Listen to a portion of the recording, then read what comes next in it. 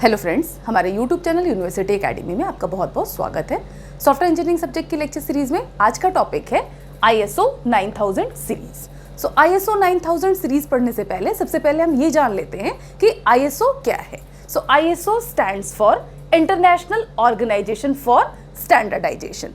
That means कि it is an organization जो कि डिफरेंट टाइप के स्टैंडर्ड्स को बनाता है। Now the question arises, why we need these type of standards? तो इसका सिंपली इसको हम इस तरीके से समझ सकते हैं कि सपोज ये आपका कोई भी एक XYZ कंपनी है एंड ये कुछ प्रोडक्ट्स को डिजाइन कर रही है। लाइक आपका ये सॉफ्टवेयर प्रोडक्ट हो सकता है या किसी भी टाइप का कोई भी प्रोडक्ट हो सकता है एंड इस प्रोडक्ट को बनाने के लिए ये कुछ ना कुछ एक प्रोसेस को फॉलो करेगी एंड ये जो प्रोसेस ये कंपनी फॉलो करेगी ये कौन यहाँ पे डिसाइड करेगा कि किस टाइप का प्रोसेस होना चाहिए। तो इसके लिए यहाँ पे हमें कुछ स्टैंडर्ड्स हमें पता होने चाहिए जिस स्टैंडर्ड्स को फॉलो करते हुए ही ये सारी चीज़ें ये डेवलपमेंट प्रोसेस को अकम्प्लिश किया जा सके। सो ये ISO यहाँ पे इस टाइप का ही एक कुछ बिजनेस प्रोसेसेस के लिए चेक प्रोवाइड करता है जिससे कि जो कंपनी है वो इंश्योर कर सकती है कि वो सही प्रोसेस को फॉलो कर रही है।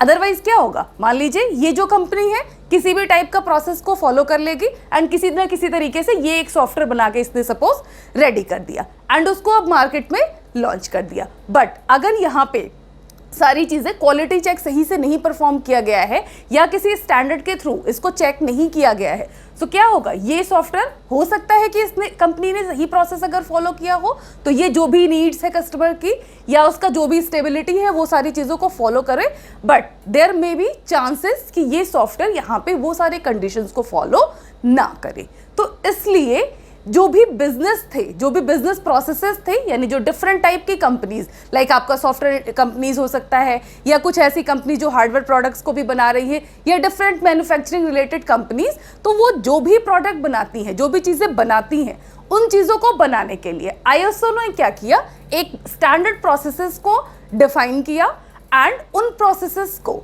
स्टैंडर्डाइजेशन के फॉर्म में यानी कि कुछ ना कुछ स्टैंडर्ड्स प्रोवाइड किया। लाइक ISO आपका सपोज 9000 सीरीज ये आपका सॉफ्टवेयर क्वालिटी एश्योरेंस के लिए यूज किया गया। सो इसी तरीके के कई सारे स्टैंडर्ड्स दिए गए जो कि डिफरेंट एरिया के लिए यहाँ पे यूज किए गए थे। सो इस तरीके से ये रोल था आपका ISO का।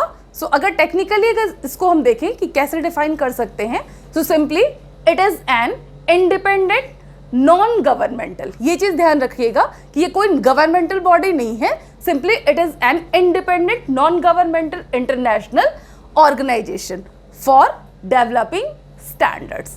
एंड इस ऑर्गेनाइजेशन में कई सारी कंट्रीज के मेंबर्स होते हैं, यानी कि अगर इनिशियली जब ये आपका स्टैंडर्ड बनाया गया था तो 63 countries were involve in developing these type of standards.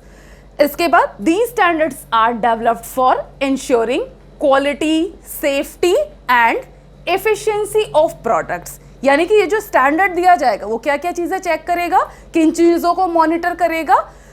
It is for ensuring, first is quality, यानी कि जो भी सॉफ्टवेयर्स बनाए जा रहे हैं या जो प्रोडक्ट्स बनाए जा रहे हैं वो क्वालिटी प्रोडक्ट्स है या नहीं है।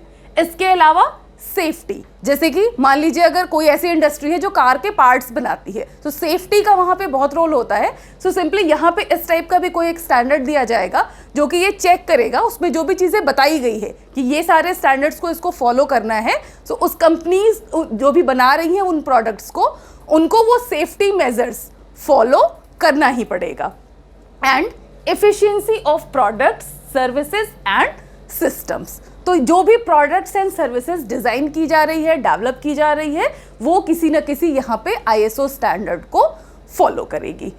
अब अगर हम देखते हैं कि 9000 की बात करते हैं, मीन्स ये तो था सिंपली ISO क्या है, क्या काम करता है। अब अगर हम ISO 9000 की बात करें, सो 9000 क्या है, it is a series of standards developed by ISO, क्योंकि ISO ने ही बनाया था। सो जो स्टैंडर्ड बनाया गया ISO 9000। अब देख लेते हैं कि ये जो 9000 स्टैंडर्ड था ये क्यों बनाया गया। So simply these standards have been developed for assuring quality. So इसका जो मेजर रोल था ISO 9000 सीरीज को बनाने का कि ये बेसिकली सॉफ्टवेयर इंडस्ट्री को बिलोंग करता था एंड उसमें जो भी प्रोडक्ट्स बनाए जा रहे हैं उसकी क्वालिटी को एश्योर करने के लिए ये 9000 सीरीज आपकी एग्जिस्टेंस में आई। यानी कि जो भी क्वालिटी एश्योरेंस की टेक्निक्स होंगी, उसके जो भी मेथड्स होंगे, वो उन सारी चीज़ों को ये ISO 9000 सीरीज प्रपोज करेगी एंड मॉनिटर करेगी कि जो भी सॉफ्टवेयर इंडस्ट्री है वो प्रपोज जो भी यहाँ पे प्रोसेसेस है उसको फॉलो कर रही है या नहीं फॉलो कर रही है। अगर मान लीजिए ये ऐसा मॉनिटर करने के बाद पता चलता है कि कुछ यहाँ पे डिफरेंसेस हैं, सो द स्टैंडर्ड इसको चेक करने के बाद जो भी यहाँ पे डेवलपर होगा या जो चेक करेगा वो डेवलपर्स को इन्फॉर्म करेगा कि इस पर्टिकुलर एरिया में यहाँ पे कुछ लैग कर रहा है, कुछ चीज़ें मिसिंग हैं। सो अगेन यहाँ पे जो डेवलपर होगा उसको क्या करेगा, जो भी ड्रॉबैक्स थे या जो भी लिमिटेशंस थी उसको अकम्प्लिश करेगा, कंप्लीट करेगा एंड देन प्रोडक्ट्स को यहाँ पे रीलॉन्च करेगा। इसी तरीके से अब 9000 जब आया आपका एग्जिस्टेंस में तो इसमें कई सारे फर्दर यहाँ पे कह सकते हैं सब स्टैंडर्ड्स थे। सो इनिशियली 9001 आया, मींस अगर 9000 की बात करें तो ये 1987 में लॉन्च हुआ। so इसी के साथ साथ 9001, 9002 एंड 9003 ये लॉन्च किए गए एंड कुछ टाइम के बाद आपका ISO 9004 ये भी लॉन्च किया गया।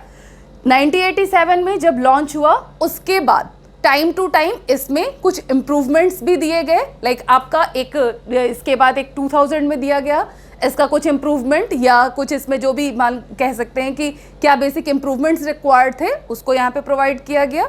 इसके बाद 2015 में भी 9000 सीरीज़ में कुछ यहाँ पे इम्प्रूवमेंट्स सजेस्ट किए गए थे।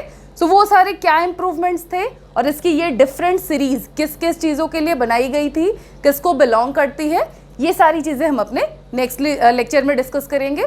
आज के लिए बस इतना ही। अगर आपको ये वीडियो अच्छा लगा हो तो आप इसको लाइक कर सकते हैं एंड अपने फ्रेंड्स के साथ शेयर कर सकते हैं। Thank you.